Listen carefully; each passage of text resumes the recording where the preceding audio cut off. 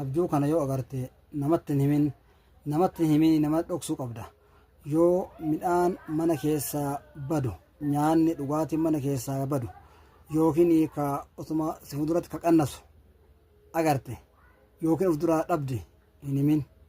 Yoo ibiddi mana kee keessan yookiin karaa siree keetti qabatu agarte kanallee hin himin. Yoo bineensi sodaachisoo ta'an ka akka bofa gurraachaa qaajjibbuu gurraachaa wanta kanaa kun nama hedduu yoo agarte kanallee hin himin dhoksi. Ammas yoo akkuma waan qaalii tokko dhabde waan dalasuu rabbii ammallee mudachiisu wahii waan agartoo qabaate waan akkana kana hin himin.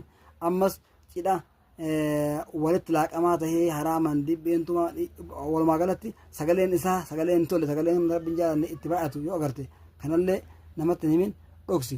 Waan akkanaa kana dhoksuu qabda.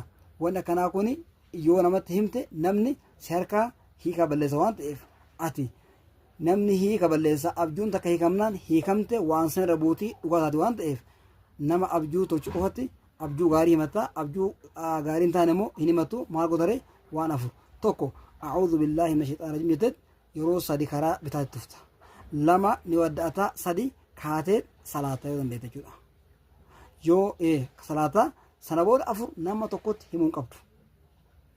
Yoo kaatee salaatuu hin dandeenye immoo achumatti dirra irra turterra dirra karaa biraatti jijjiirata jechuudha. Erga ofirraa tuftee waan san qaraatee booda maalifi wantoota tokko abjuu rabbiin akka itti dammaqnuuf nu dammaqsuudhaaf sirrii jeetu sirraayi jechuudhaaf waan nuti waan ta'eef waan sirraa'uu qabnu jira waan yoo hiikamte immoo nu miidhu jira waan ta'eef waan himuu qabnuuf waan himuu qabne addaan baafachuu qabna.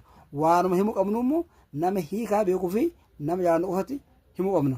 Maaliif nu harkaa baddee booda wanti sun nu miidhee miidhaan duraan gahurra hafuuyyuu irra wayya jechuudha al tokko tokko.